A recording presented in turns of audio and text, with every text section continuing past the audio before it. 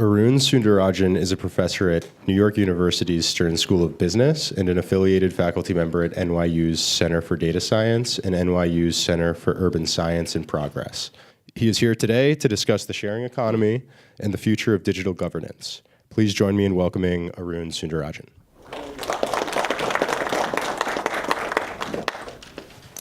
Thank you, David, and thank you guys for having me. Thank you for taking time out of your lunch break to learn more about the sharing economy. That's a picture of me at Google the last time I visited 4 years ago. I was trying out your bicycles. So this is the book that you've been given. I have been a professor at NYU for more than 15 years. I was never inclined to write a book until I wrote this one. It wasn't part of the plan.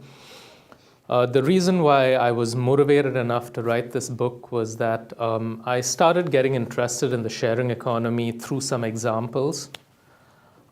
They seemed similar, but in different industries. You had Airbnb, you had Uber and Lyft, you had food sharing sites, you had crowdfunding sites.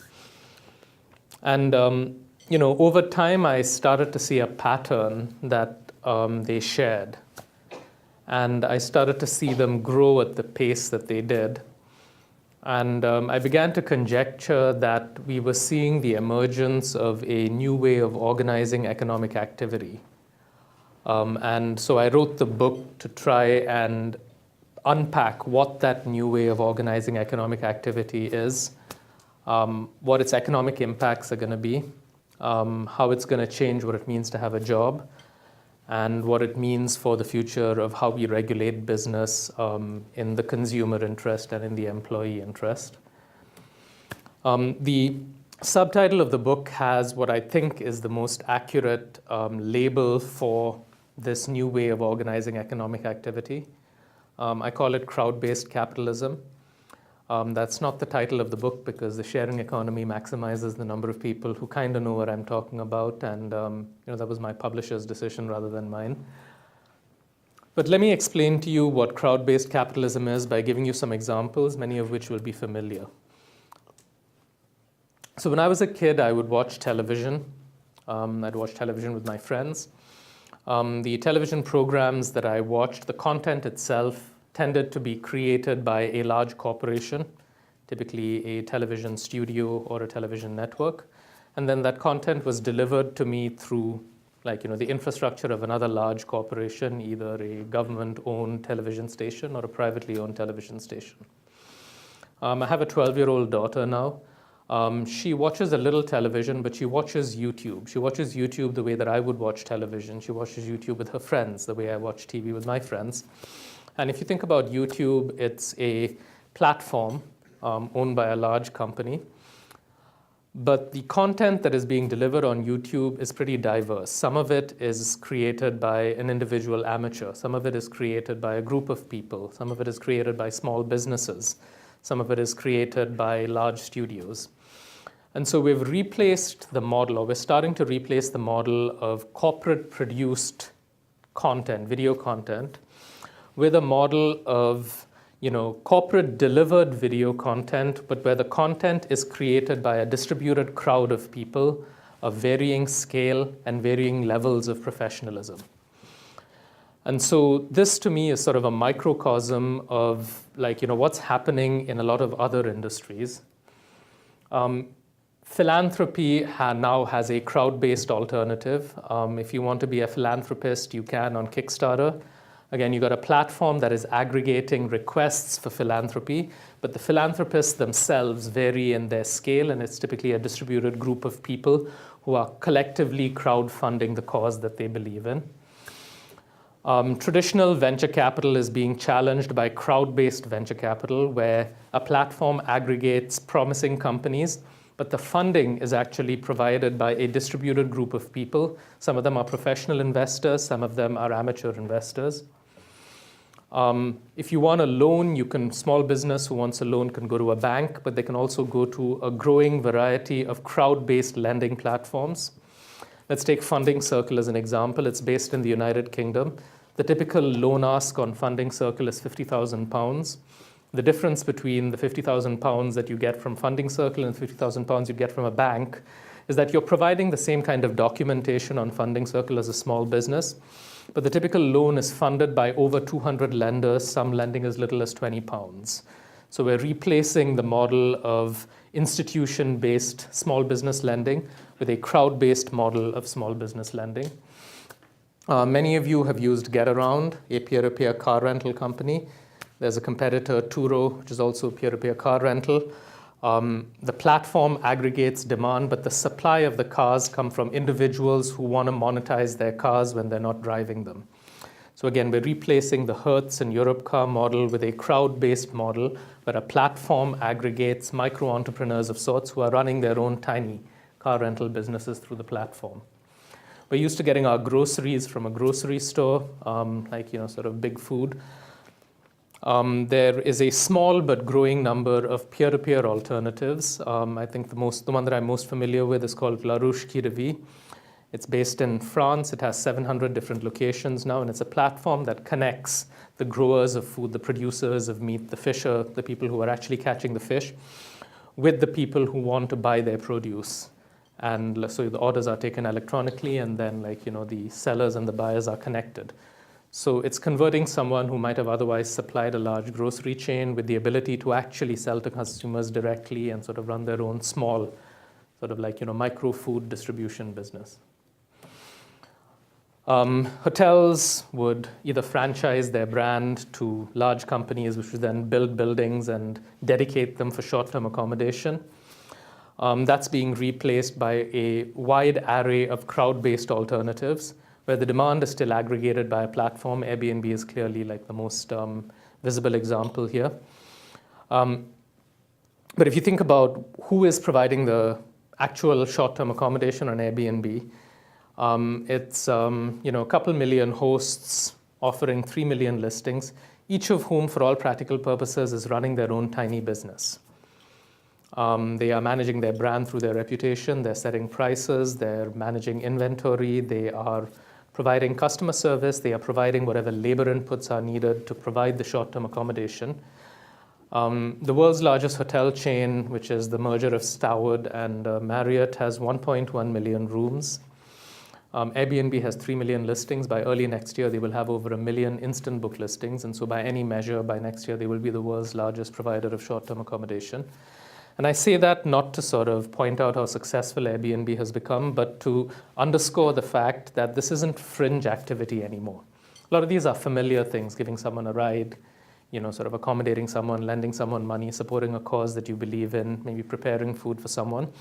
But they're starting to come out of the fringes, and we're starting to see platform-based, mainstream, sort of world-class, world-leading, center of the economy alternatives to the traditional corporate model of aggregate resources and provide goods and services. How many of you have stayed in an Airbnb? Okay, how many of you have hosted on Airbnb? How many of you have taken a Lyft? How many of you have taken an Uber? How many of you have tried the carpooling feature that Waze has? No, not bad. It's still early days. What I'm expecting to see tip to crowd-based capitalism in the future is energy production and distribution. Today, energy is largely produced by large companies that accumulate resources and produce and distribute this energy. Once the battery technology for storing solar power is good enough to be able to reliably store it, you will see local networks that are platform-based that will emerge, where people who have excess power can then sort of redistribute it to someone who needs it, either through a transmission line or by actually sort of transporting the battery from one place to another. There's a company in China called Trina Solar that is thinking about a pilot along those lines where the power is transmitted by actually physically moving the battery. So the sharing economy is much more than the companies that you hear about in the news, like Lyft and Airbnb and Uber. It spans a wide range of industries. If you look at all these industries and put them together, they constitute over half the GDP of a number of advanced economies. It's like the digital transformations that we saw in advertising, that we saw in music, that we saw in video entertainment, that we saw in publishing, are starting to come to the physical world. We're starting to see digitally enabled ways of organizing economic activity that are entering the very physical world industries of accommodation, of healthcare, of retailing, of hotels, of transportation. So I call this new way of organizing economic activity crowd-based capitalism. I see it as sort of, the third phase in, I'm a business school professor, so everything has to sort of follow three phases. The first phase was pre-18th century, when most economies that were market-based or that were capitalist were organized through markets, individuals producing for other individuals. How many of you have taken an economics course? Okay, so in your textbook, you would have learned about this economy that was sort of the entrepreneur selling to the customer. There isn't so much of a mention of large companies. It's more like the producer and the consumer. And that was what the economy looked like when Adam Smith wrote The Wealth of Nations in the 18th century. That was the American economy. That was the British economy. But over the 19th and 20th century, the world's economy in many countries reorganized in a way where hierarchies of increasing complexity were created and started to dominate how people made a living and how the world's goods and services were produced. So by the end of the 20th century, 5 out of 6 people who made a living in the United States did so by working as a full-time employee for a company. That became the dominant model of how you earned a living. It became the dominant model of how the world's goods and services were produced. What we're transitioning to is a third alternative that's going to sit aside managerial capitalism as a mainstream alternative to organizing the world's economic activities, where instead of an institution accumulating the resources and hiring the people and producing the goods and services itself, that institution will instead aggregate production by a distributed crowd of people, whether it's lending money or finding offering accommodation, offering transportation, sort of food services, energy, healthcare. All of these are going to transition in many sectors away from the managerial capitalism model and towards the crowd-based capitalism model. So what I'm going to do in the rest of the talk is just sort of give you a flavor for some of the features of crowd-based capitalism I find interesting, but focus mostly on digital governance and regulation and how I think the way that we regulate the world's economic activity is going to have to change and what's actually happening on that front. So there are many aspects of crowd-based capitalism that I found appealing. I think it redefines our notion of perfection. We are used to expecting sort of perfectly folded towels that are all the same color, neatly arranged in our hotel rooms. Once we start staying in Airbnbs, we sort of realize that that feature of a hotel may not be as important as we expected it to be. We feel impatient when our room service orders are late, and then you start to wonder, does this really matter? So there are aspects of perfection that have been overinvested in by the industrial economy that we're going to start to realize don't matter so much. But I think that a more compelling change is the blurring of lines in the supply system between the personal and the professional. What do I mean by this? Well, all of you probably own cars, right? How many of you own a car? I don't own a car, so I haven't owned a car for a long time. So if you own a car, you've probably picked someone up from somewhere, right? From the airport, from the train station. You've probably given someone a ride at some point. You've had people stay over in your apartment or in your house at some point. Maybe you've lent a friend money. It's quite likely that if you cook, you've prepared a meal for someone. All of these are personal activities. They fell under the personal umbrella. You didn't have to go and apply for a government permit before you gave your friend a ride. It was just assumed that, it's between you and the friend. Then on the other side, you had professional providers of the same services, taxi drivers, restaurants, bed and breakfasts, money lenders. Now, what the sharing economy is doing is it's blurring the lines between personal and professional in the provision of these commercial services. It's allowing people who don't do something or who aren't trained to do something as their full-time profession to participate as part of the supply infrastructure, whether it's lending money, investing in companies, providing accommodation, providing transportation. And the example for transportation that reflects this change, that the two examples that I find most compelling, because they are sort of crowd-based capitalism in sort of the purest form, where you're taking a distributed group of people, sort of tapping into the resources that they have, and collectively using those resources to create something that resembles billion-dollar infrastructure. The newly announced Waze carpool, where people can sort of carpool with other people through the Waze app, and the network that has been created by BlaBlaCar. How many of you have heard of BlaBlaCar? Okay, so it's a, for those of you who haven't, it's based out of Paris. It's got a funny name. A carefully chosen funny name that was chosen because it had extremely high recall. If I asked you to name 5 companies that I talked about a week from now, I'm sure you're going to remember BlaBlaCar. What BlaBlaCar does is that it makes it possible for you to sell seats in your car if you're driving from one city to another. So if you're driving from Paris to Lyon and you're driving by yourself and you have 3 seats, you can advertise them. You can say it's 10 euros a seat. There are leather seats in my Mercedes. I play soft jazz and I'm a quiet person. Or you can say I'm driving my Volkswagen, like, I play heavy metal and I talk a lot. You even rate yourself as either being blah, blah, blah, or blah, blah, blah, depending on like how talkative you are. But here's sort of 12 hours in the life of BlaBlaCar. They operate across 22 countries. The blue dots are people traveling in an empty seat in someone else's car from one city to another. You count the number of people who travel on BlaBlaCar in France every day. It's 5 times the number of people who travel on the Eurostar train network. You add up all the people who travel on BlaBlaCar across their countries, it's way more than the number of people who travel on Amtrak every day. So they've created the capacity of billion-dollar infrastructure without spending any money on new physical investments. This is sort of like, pure crowd-based capitalism.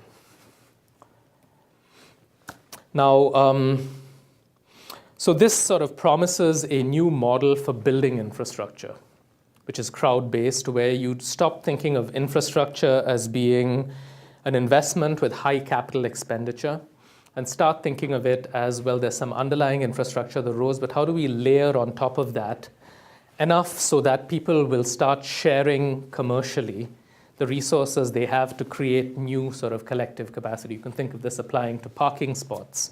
It's already applying to sort of demand spikes during a sporting event like Airbnb, picking up like a whole bunch of the excess demand during the Olympics or during the World Cup in Rio. And I've always understood why people ride on BlaBlaCar. I mean, that was like, I understood that instantly. It's cheap. It's cheaper than a train ticket. The schedule is far more flexible. There are people leaving like at all hours of the day. If your driver is nice, he or she will come and pick you up. And so it could be more convenient as well. But I never fully understood the logic of why someone would drive for BlaBlaCar. You got a nice like $30,000 car. Do you really want strangers you don't know sitting in your car? And what do you make at the end of the day? If you've got 3 passengers, 30 euros, it's decent, but it's not like, sort of life-changing wealth.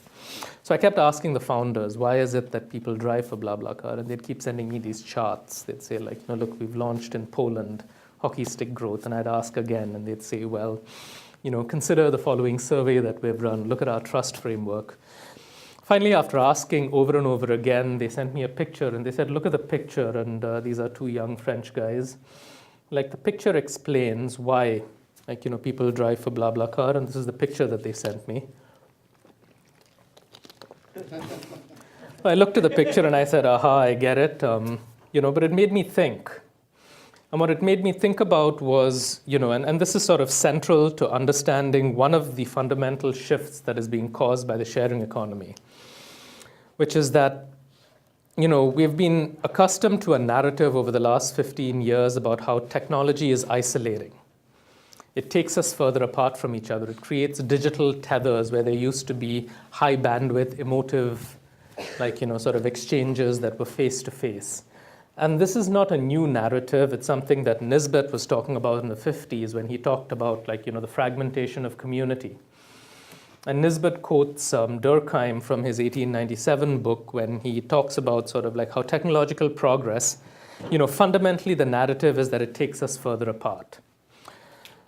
Now, when I talk to people who are participating in this new sort of world of crowd-based capitalism, typically they're drawn to the service because it's cheaper, because it's more convenient, because it's higher quality, it's more flexible.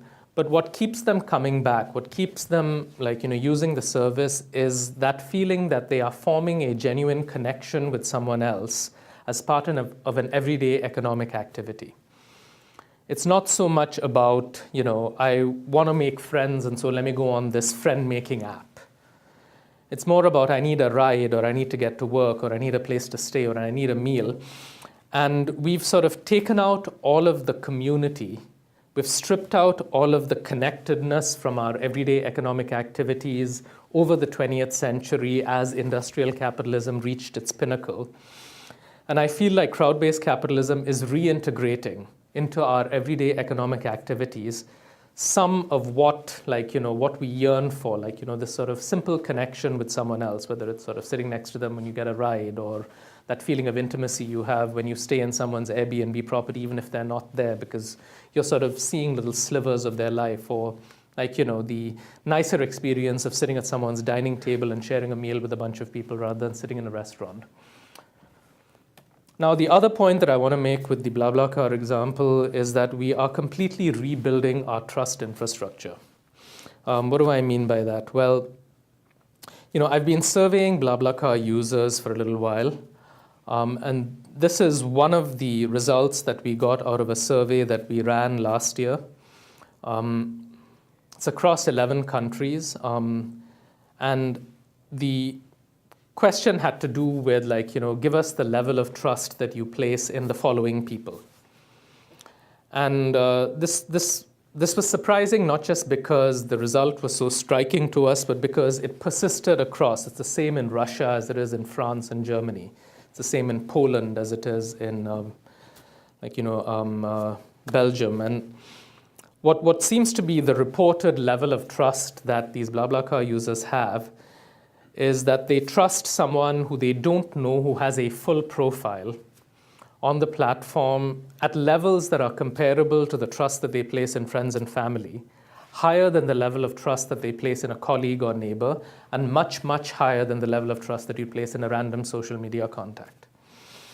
So this either means that BlaBlaCar users have highly undesirable neighbors and colleagues, or it means that we have sort of reached this point where there's a segment of the population who, while they stop trusting, their level of trust in institutions has fallen, their general level of trust in people in society has fallen, but they are sufficiently native in the digital world that they can look at a digital profile and it can cause them to trust someone who they don't know sufficiently to get into their car and say, drive me to another city.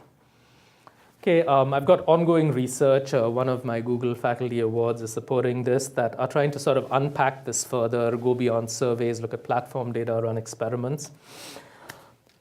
But the what makes me excited about this is that every time we've created a new system of trust in an economy, the world economy has grown dramatically.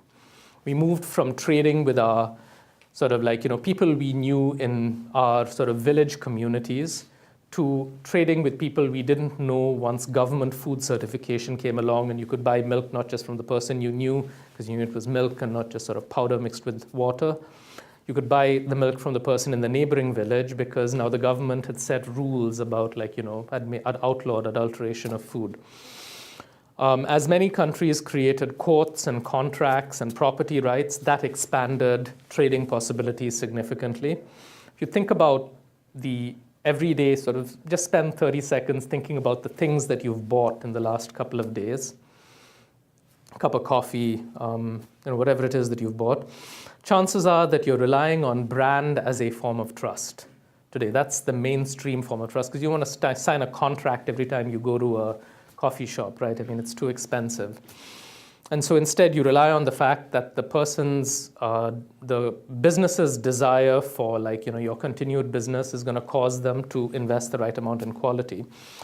And each of these has sort of expanded commercial possibilities dramatically. And so we're on the cusp of creating a new infrastructure. It's a combination of existing things like government IDs, but new things like bringing the social network online through Facebook and LinkedIn, like increasingly rich sort of peer feedback systems that like allow you to learn from the experiences of others. And that's sort of core to like what is making the sharing economy possible today. Because 20 years ago we were trading stuff with people on eBay. The feedback system was enough to build trust in someone you didn't know for them to be able to send you a package. What's the worst that could happen? Like maybe the product was broken, it wasn't as advertised, that baseball wasn't real, it was fake, the jeans didn't fit you, the Beanie Baby wasn't as advertised, or you didn't get paid, maybe you got paid late, but the risks were low. This was low stakes sort of interaction, and the feedback system was enough to facilitate that kind of trust. But we've expanded this infrastructure to the point where we are engaging in this high stakes interaction with people now. If you think about it, having a stranger sleep in your spare bedroom, which is what millions of people do on Airbnb, is a pretty high stakes kind of interaction in terms of the level of trust needed, and yet it's been created. So is getting into a stranger's car and driving 5 hours if you've never met them before. So given that we've created this infrastructure of trust, that's one of the reasons why I think that we are it's absolutely imperative that we start to think differently about how we govern things, and in particular, how we regulate business. There are plenty of examples of the sharing economy platforms butting heads with city and state governments around the world. Many of you have heard about Uber and Lyft leaving Austin because they couldn't come to an agreement about how drivers should be screened. They're in the news every day, there's a different city that is either sort of clamping down or being accommodating. Airbnb has been in a multi-year battle with New York state regulators about the legality of Airbnb. Even a small startup, and we were talking about this before the talk began, food startup Josephine, that allows people to prepare meals and sell them to other people. They were shut down in the East Bay recently over food regulation concerns. So part of the problem is that we've got a regulatory system that is expecting full-time professionals and large companies as the suppliers. And now we've blurred the lines between personal and professional. And so we've got people at a scale and a level of activity where the old regulatory boxes just don't fit, right? And so, if someone drives a Lyft for 2 hours a day, do we really need the same kind of oversight that we needed for someone who drives for 12 hours a day? If someone is preparing a meal twice a week, do we really need the same kind of oversight that we needed for someone who's running a restaurant? And you might say, yes, of course we do need the same kind of oversight. Safety is safety, right? But we always make trade-offs. You don't have a food inspector stationed in every restaurant testing every piece of food, right? We've already said, well, that's prohibitively expensive for the government to do. So let's make a trade-off. Let's have spot checks instead. And so we're willing to accept some imperfection in our regulatory system by weighing the costs and the benefits. And now, as the supply system changes, so do the costs and the benefits, and we have to rethink regulation. The fact that the platforms are providing pretty robust digital trust means that you can start to reduce the role of the government in providing those kinds of interventions that were needed to prevent market failure. So if you take the example of taxis, 25 years ago, I wouldn't have gotten into a taxi in New York City unless it had a government body that was saying, well, this is a legal taxi, this is metered fare, this driver has been screened and is trustworthy, this car has been inspected. In the 1990s, the taxi market would have failed completely unless there was government intervention. It was absolutely necessary to keep the market functioning. But now you've got a new third party that is providing a lot of trust already. We've got GPS technology that maps our route. Someone else can set a fare and stick to it. There's a third party that's interested in making sure that the drivers are high quality, that the vehicles are inspected. So I'm not saying we toss the government regulation out, but because of this new way of trusting that has been developed between peer-to-peers, we have to rethink the role of government and rethink other ways in which we start to regulate. Because it's one thing to say, well, I've got this infrastructure and it's going to regulate the 5,000 taxi drivers in the San Francisco Bay Area. It's a completely different thing if you have 500,000 people who are part of this supply system. Some of them are giving Waze carpool rides. Some of them are driving Lyfts 2 hours a day. Some of them are driving Ubers 12 hours a day. Once you have that kind of scale, the idea that the government is the sole regulator starts to make less sense. So what's the alternative? Well, we've already started to shift a lot of the roles that were historically the government's to platforms of different kinds. And you guys work at Google, so you're already familiar with this.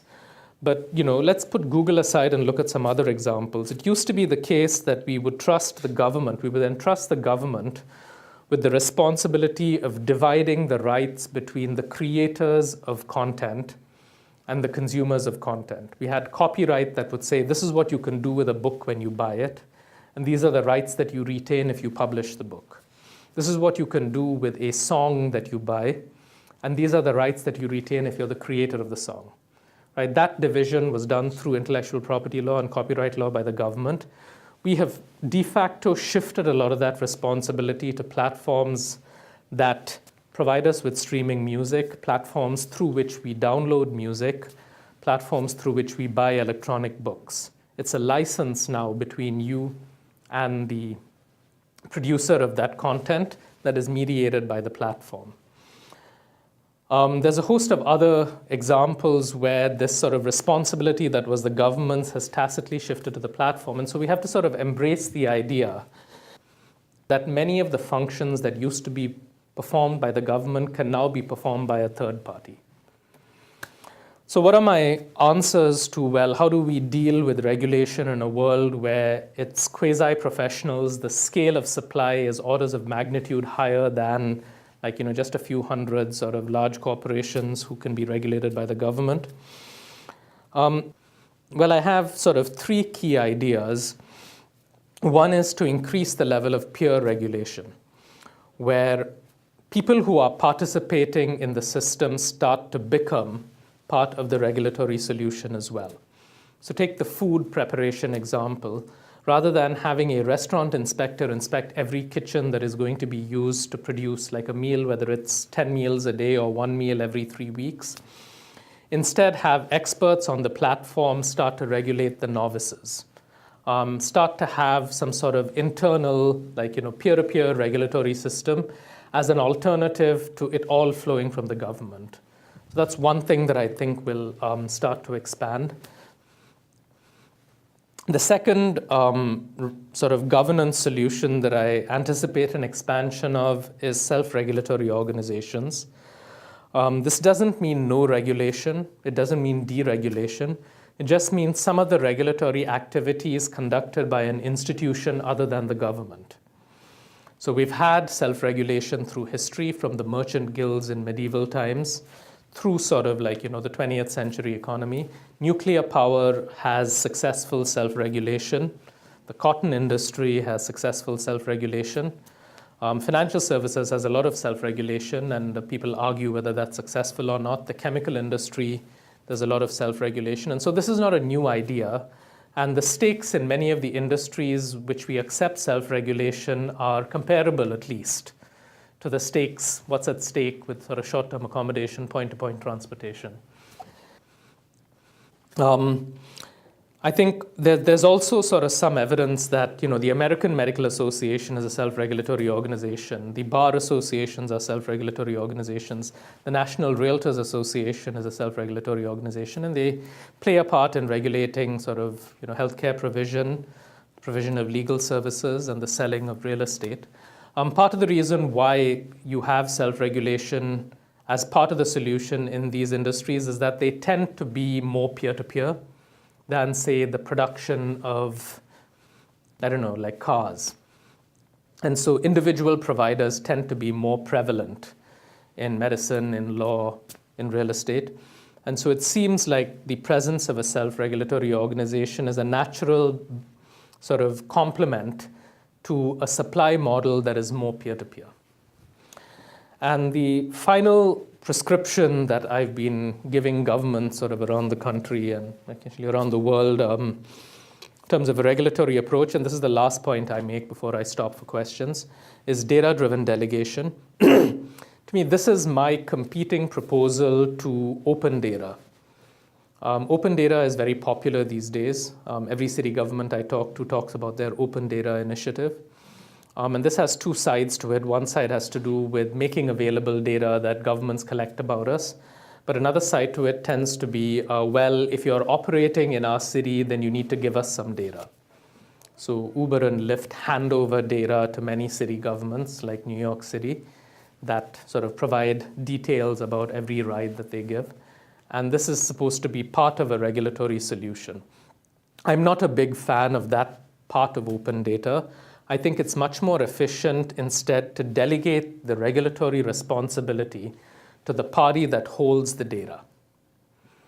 And so let's say that you want Airbnb hosts to pay hotel taxes. Whether or not that's a good idea, let's put that aside for a second. But let's say that a government has decided that Airbnb hosts are like hoteliers and need to pay, 14% of their revenue as hotel tax. They can either say, register with us and we'll collect the tax from you, or they can tell Airbnb, listen, you already have all of the data. Why don't you just collect the tax for us and give us an audited response and sort of remit the tax to us? We don't need a system for registering. And a lot of cities are trying this. Delegate the responsibility to the party that has the data for actually enforcing whatever rules are necessary. Or take the example of there's a widespread sort of casual evidence in New York City that the yellow cabs in New York City discriminate against passengers of certain ethnicities. There are laws against this, but they have been impossible to enforce from the looks of it. I mean, what are you going to do? You can't have people sort of standing on the street corner, sort of flagging down taxis that don't pick up people. Now, we live in a world now where an increasing fraction of those rides are provided by Uber and Lyft. There's a data trail about pickups. Or consider the situation that certain guests on Airbnb are facing where they feel like people of certain ethnicities don't get accommodation as easily as others. The data-driven delegation approach here would not sort of demonize the platform, would instead say, well, you are a partner, you're part of the solution. You're not creating the problem here, you're just sort of manifesting certain deficiencies that human society has in the interactions that are being captured on your platform. Why can't you use your data trails now to detect and correct the kind of behavior that we consider undesirable? It's been hard to capture this kind of behavior in the past. And so data-driven delegation is a way of saying, well, if there is a data trail through which behavior that might need to be corrected through regulation can be detected, delegate the responsibility of enforcing those kinds of rules, or even with coming up with rules on your own, to the platform or the entity that holds the data. Don't say, well, platform, give me your data. That seems far less efficient. And YouTube practices data-driven delegation sort of on a daily basis, where there are algorithms and there are different ways in which sort of decisions are made about whether video content should be sort of streamed or not. I mean, it's inconceivable that you have a government authority sort of regulating content on YouTube at the same level of granularity and with the same level of accuracy that YouTube can do on its own. Now, you might ask, well, what happens when the interests of the platform diverge from the interests of society? What happens when, say, the platform has a certain set of objectives that they want to fulfill, but society's objectives are different? Maybe there are externalities. Maybe we feel like the platform is over-providing certain regulation, under-providing other regulation. So you have to give them rules and you have to sort of figure out a way in which they comply with these rules. Well, the 20th century solution would be to say, well, give us an audited report, right? But I've started to think of an audit as just one particular response to a specific query. We query publicly traded companies every quarter and say, give us the following summarized data. Okay, it's of a specific kind. And every company, instead of turning over every single detail of their operations, every publicly traded company puts out a 10Q. Every year they put out a 10K. Okay, but that's sort of the response to one particular kind of query. And so I'm starting to see more potential in the idea that as you delegate regulatory responsibility to platforms, you also create some sort of limited API infrastructure where compliance with these delegated responsibilities can be verified by a third party. So I'm still early in my thinking there, but I wanted to toss that idea out there because I'm sure that some of you might have some thoughts about it. But let me stop there. But this is where you can reach me in case in the next 15 minutes of questions you don't get to ask your question or you decide not to. I'm easy to find on a wide variety of platforms. So thank you for coming, and I look forward to your questions.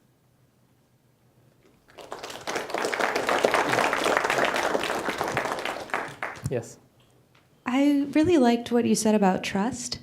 And one of the points that I believe you made was that one of the reasons why the trust in the sharing economy is so high is because people are able to learn from other people's past experiences and read reviews and these sorts of things.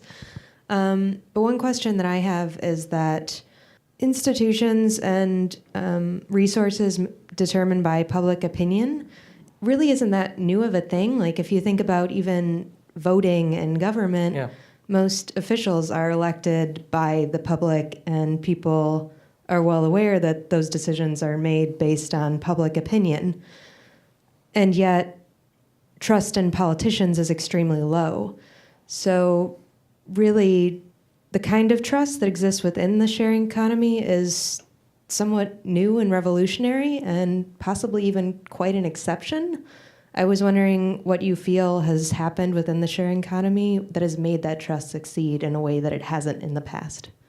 Okay, that's a great question. I think the ways in which we could come up with crowd-based decisions in the past have been at a very coarse level of granularity. It hasn't been possible to delegate responsibility for collectively making a decision on small decisions to a group of interested stakeholders because the process of running an election is expensive.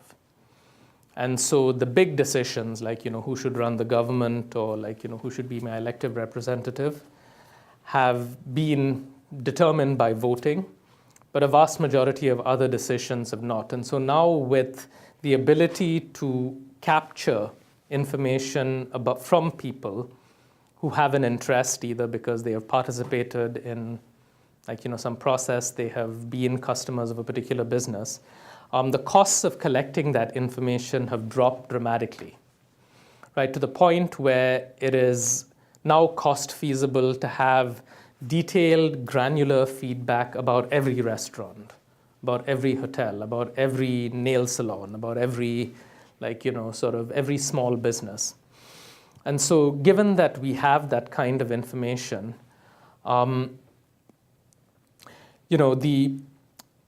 the way in which we collect this feedback is naturally sort of aligned with interested parties contributing information. And so I think part of the reason why there's a higher level of peer-to-peer trust in the sharing economy than from, say, population scale voting systems is that it's more specific to something that you are interested in. And the participation is also from people whose incentives are sort of aligned, right? Who actually are informed about the thing that they are providing feedback on, rather than sort of randomly being asked to sort of make a sort of a choice of pretty coarse granularity. And work quite as well. Okay. All the challenges. All right, so the question was, you focused on the successes, what have we learned from the failures? I'll answer that in two ways. First is to say that there are certain industries that I don't think will make the transition to crowd-based capitalism anytime soon, like high-end healthcare, meaning like complex healthcare, open heart surgery, unlikely to sort of be a crowd-based platform for that. I wouldn't use it if there was one for sure. On the other hand, I cut my finger cooking and I need someone to stitch it up. I can certainly see a crowd-based platform where registered nurses are sort of, who live in the neighborhood, come and provide that for a couple $100. That, once the trust gets to the level where we can delegate healthcare responsibility to a registered provider. So there are certain industry segments like heavy manufacturing. Those things are likely to maintain their industrial capitalism structure. There have also been a number of platforms in the sharing economy that have started and then shut down. Some of them are just because of VC enthusiasm. There's a lot of money sort of sloshing in, bad ideas will get funded. It's a part of the process of creative destruction. I think some of the platforms, you have to get to, there's a distinction, for example, between offering something on demand instantly, like, you place the order and it comes to you, versus offering something as a scheduled service. I think we're starting to realize that some services, like, sort of on-demand laundry, for example, lend themselves better to the scheduled approach rather than like, I ask you to pick it up and you come and pick it up in an hour, where the logistics sort of start to become more complicated. So I think one of the things we've learned from some of the failures is that, you need a certain immense, just because Uber and Lyft are successful with sort of the on-demand instantaneous model doesn't mean that every other industry needs that. I mean, if I want a ride, I want it right now and I want it in 3 minutes. But if I want my laundry done or I want like, dinner this evening, it's quite feasible that the successful model is going to be one where instead of saying, I want it now, bring it to me, you might say in the morning, well, like, this is what I want and I want it at 7 o'clock, or sort of come and pick it up at 3 o'clock in the afternoon. And those models may end up dominating. I guess what else have we learned from some of the failures? Well, there have been a number of attempts to create peer-to-peer rental markets for assets other than cars and space in your home. If you think about it, space in your home and your car are the two typically most valuable assets an individual has. The home is utilized at a high level, but it's so valuable relative to a person's typical income that even a small amount of slack can overcome the transaction costs, and you've got a market like Airbnb. Car is underutilized vastly, and so peer-to-peer rental markets work, but they haven't worked for things like vacuum cleaners and power drills and all of these celebrated 2012 sharing economy examples. I think what's happening there is that the transaction costs are still too high. The value that is created from lending clothing, which is every city I've gone to has a peer-to-peer clothing sort of rental market that is struggling with logistics. So I think once we get to the point where the objects that we're sharing are self-aware, like the digitization of the physical, an object knows where it is, it knows how much it's being used, and it can call on transport if needed. And so if there's a drone delivery network that can sort of pick it up and take it, then you're going to lower the transaction cost to the point where a lot more peer-to-peer rental markets will become feasible for sort of lower value assets. I mean, I think about this and I think about the only thing more frightening than sort of a network of drones flying above me is if they're carrying power drills as well, right? I mean, but so it may not be the power drills that start. It may be sort of like, the $500 dress that you want to rent from someone. But I think those are some of the things that we've learned from some of the failures, that the transaction costs are too high for certain peer-to-peer, and that on-demand may not be, instantaneous on-demand may not be, sort of the unit economics may not work out, but a scheduled model may work well. Well, I don't have a good answer. So the question was, we had a high level of trust in the 1950s. In the United States, people would hitchhike. That trust level seems to have dropped. What happened, and will we see a similar drop-off in trust in the sharing economy as it gets more commonplace? So I don't know why trust has dropped off so much in especially the US economy over the last 40 years. I've been tracking these numbers from the General Social Survey. They ask people as part of their every year or 2 years, they have the giant survey about everything from like, gun control to choice to like, and one of the questions they ask is, in general, you feel people can be trusted or you can't be too careful? And the response is sort of a reliable metric that we've got 40 years of data about the level of trust in society. So I've seen that number fall from about 50% in the mid-70s to about 30% today. So our level of trust in other people in general has gone down. The fall has been steepest among people under the age of 35, where less than 1 in 5 people under the age of 35 today believe that other people are trustworthy. The thing is that in parallel with this fall in general trust has been an increase in digitally mediated trust, we're getting more accustomed to reading digital cues, right? Because we're growing up reading Yelp reviews, reading Amazon reviews, understanding what's real and what's fake about a Facebook or LinkedIn network. And so our ability to make assessments about someone else based on digital information about them is getting more sophisticated. And that's part of the reason why although the average person will definitely sort of not hitchhike in the United States, it's likely that as sort of city to city car sharing comes along, people will participate in it. Or the average person wouldn't stand on the side of the road in France and hitch a ride, but they would trust the person on BlaBlaCar enough. Will this trust dissolve over time? I hope not.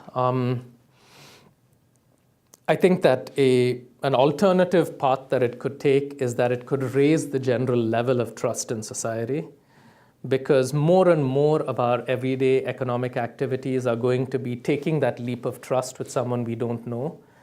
The vast majority of these are positive experiences. And so as we sort of get accustomed, as we stop buying from brands and start to sort of get our rides, our food, our accommodation from other people, and as these end up being positive experiences, this may start to sort of inject a greater level of general trust in society, because we'll discover through our own experience that most people are in general trustworthy. And now that we also have these digital feedback systems, it will also it sort of raises the bar for behavior as well, right? Because if you were running if you were, say, sort of selling food to your community in the past and someone had a bad experience, maybe they'll tell their friends, but it's sort of not going to permeate across your entire sort of demand base. Today, if you're selling food through, say, Josephine, and someone gets food poisoning, the entire community is going to know instantly through your feedback, and that will sort of shutter your business. So it raises the bar on you to sort of take actions that are more trustworthy. So how do you see the long term of these? Well, to the second point, it seems likely that there'll be some things. There are some people who stay in an Airbnb because they say, oh, it's cool, it's different, it's not what my parents did. But Airbnb is becoming, for example, increasingly the sort of the preferred solution for more and more people. It's not quite there yet for business travelers, but for people who are taking a vacation, it's just sort of, it's not so much about it being cool and fringe anymore. I mean, they are the biggest provider of short-term accommodation in the world now, so it's no longer sort of a fringe activity. I think that kind of model will persist because it'll just become normal. It enters the cultural dialogue. It becomes sort of the way in which you find accommodation. You don't think twice about staying in a hotel now, right? It's just sort of the thing that you do when you travel to another city. And so I don't think the acceptance or rejection of Airbnb in a decade is going to be colored by, is this cool or is this fringe or is this not? It'll just sort of be the way in which you find accommodation. To the economic factors, well, that's an industry by industry question. The unit economics associated with Airbnb are fundamentally superior to those of the hotel industry because you are tapping into excess capacity. And so, the unit economics of peer-to-peer car rental are fundamentally superior to that of Hertz because, Getaround now has more members in the San Francisco Bay Area than Zipcar. They've done it in an extremely short period of time, and this is not, Uber level funding. They're a modest-sized company, but they're already that big. How are they able to scale so rapidly? Well, because scaling there involves tapping into existing cars, not sort of leasing a fleet of cars yourself. So I'm optimistic about many slices of crowd-based capitalism here because the underlying economics are just fundamentally superior. I think most of the subsidies that we've seen from venture money have been in the point-to-point transportation space, the ride-sharing space. Over there, we've got another transition that's coming, right, that all of you are familiar with, the autonomous vehicle transition. And that'll take longer than I think Uber and Lyft think it will take. I don't expect that we will have autonomous vehicles that are mass market and widespread in 5 years. I'm sure the technology is ready, but there's a cultural acceptance, there's a regulatory acceptance, there's an interaction between the autonomous and the non-autonomous. All of these need to be ironed out, and it's mostly sort of the acceptance factor. But those start to come in, and so as these subsidies start to phase, the cost structure will start to improve to the point where, for an increasing fraction of the population, on-demand transportation will be as economical or more economical than buying a car. I mean, right now it's the case for me. I live in Manhattan. 75% of us don't own cars anyway, because owning a car is just useless. You can't find parking. It's really expensive, and so you use subway, you use taxi, now you use on-demand transportation. And you have similar like San Francisco, LA, the big cities. But at least half the population of the US lives in a densely enough populated area where if the costs fall enough, the on-demand alternative will be cost comparable to owning your own car. And so if you think about that, you think about the fact that Americans spend over $1 trillion every year buying new and used cars, just buying, forget about maintenance and all of that. So what the investors in Lyft and Uber, and there are 4 others, Gojek in Indonesia, Grab in Singapore, Didi Chuxing in China, Ola in India. All of them are unicorns. But what the VCs are betting on isn't that these guys will be the new taxi. What they're betting on is that they will capture a slice of the trillions of dollars that people spend buying cars every year. So if you capture 5% of that trillion, you've justified your valuation. So over there, I think, the model will work, but it'll expand dramatically as the unit economics improve because of automation. Well, there's one more point as well, because of automation, but before that, because also that you have gotten enough of a density where genuine carpooling through a market starts to become possible. And so you've got people driving from San Francisco to Mountain View and then driving back from Mountain View to San Francisco. Even today, you look at the highway, most people have one car. Most cars have one person. If you get enough of a density in a market where you can start to get people to share that space, then that model starts to become viable. And so that's another thing that will drive down the unit economics. But I'm not making a living driving the car. I happen to be driving it from one place to another anyway. And I'm just sort of making some extra money by having someone or subsidizing my costs. Well, I can't quantify how much of a reason. So the question was, I argued that part of the reason why someone would become a driver on BlaBlaCar is social reasons. To what extent is this a convincing reason, and how much is a similar reason present in other sort of industries in the sharing economy? My conversations with BlaBlaCar have suggested that this is a big part of why people supply on BlaBlaCar. You get lonely traveling sort of a long distance by yourself. It's nice to have other people in the car. We have, it seems that on average, we live in a society where people have insufficient connection with other people. There's a lot of research that has suggested that, physiologically we need social connection. There's something analogous to physical pain that sort of lights up in your neural network when you don't have enough social connection. Neurologists call it social pain. So that's certainly part of it. That would cause you to sort of make a decision that just purely on the economic aspects isn't something that you'd be drawn to. So it's a combination of reasons. I think a lot of recent Airbnb hosts, the fastest rate of growth in Airbnb hosting tends to be in not the millennial demographic, but in the over 50 demographic. And I think over there, empty nest and I have spare space and it'll be nice to have people staying in my home also plays a role that is sort of operating in conjunction with, okay, I can trust this person enough and I make some money as well. So I don't think it's the only reason the one place where it's the only reason is with couch surfing. Couch surfing is a platform that allows you to sleep on someone's couch in exchange for letting them sleep on people sleep on your couch, but it's, there's no money there. And because couch surfing is not really a sort of a marketplace, it's a social network.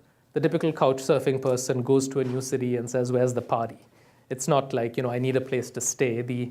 It's a pure gift economy in that the exchange of accommodation is purely it's incidental, and the real objective is to build the connection. So over there, the social reason is dominant, but in other situations, it's a combination of factors. Well, you certainly have a point with, okay, so the question was, there are a couple of conjectures that are given about why there's been a drop in societal trust over the last 50 years. One is the sensationalization by the media of negative events, sort of with increasing intensity. And the other is, I guess, sort of flawed regulatory intervention in reaction to sort of bad events that have sort of suppressed certain things that would have otherwise, proceeded well. Both are possibilities. I certainly think that, if you look at the sort of the level of trust or the level of activity, and as a consequence, sort of the implied level of trust that BlaBlaCar users in the United Kingdom have, it's a little different from the rest of Europe, and that could be attributable in part to the fact that you don't have these sensationalized, hitchhiking is dangerous kinds of stories in France and Germany as much as you do in the United Kingdom. And so that's certainly a possibility that certain activities have been sort of labeled as negative because of a relatively small number of extremely bad things that have happened. But I think that there is something more basic that has happened when it comes to explaining that drop of trust. I don't know exactly what it is, because the drop in the level of trust in society hasn't just been on specific kinds of activities. It's been fairly broad-based, which is why I think the sharing economy holds so much promise of sort of re-injecting this trust. To your second point about, is it flawed regulatory intervention? If that is the reason, then the sharing economy is probably in better shape, because a lot of people think of these platforms that we've talked about as somehow making an attempt to reduce regulation, but that's actually not the case. The changes that they're trying to induce, or the changes that they will induce, are different. They are a change in certain government regulations that don't fit anymore, and actually an increase in total regulation, except that the regulation is done by someone other than the government. And so if you think about the amount of regulation that will be done in a crowd-based capitalism economy, it will actually be more. It just won't all come from the government. And where I'm getting to is that because in some ways the equivalent to government regulation that emerges from a platform is targeted at solving a real problem and is created by a crowd of people, the chances that it will be flawed regulation that might suppress the activity are a lot lower. It's naturally aligned with encouraging the activity rather than discouraging it. So if your conjecture about regulatory intervention leading to lower trust is correct, then the sharing economy is sort of a solution, or the regulatory systems of the sharing economy. They're more participatory, they're more ethical in some ways, they're more targeted at solving actual market failures. There's sort of some promise there. All right, thank you very much. Enjoyed the discussion.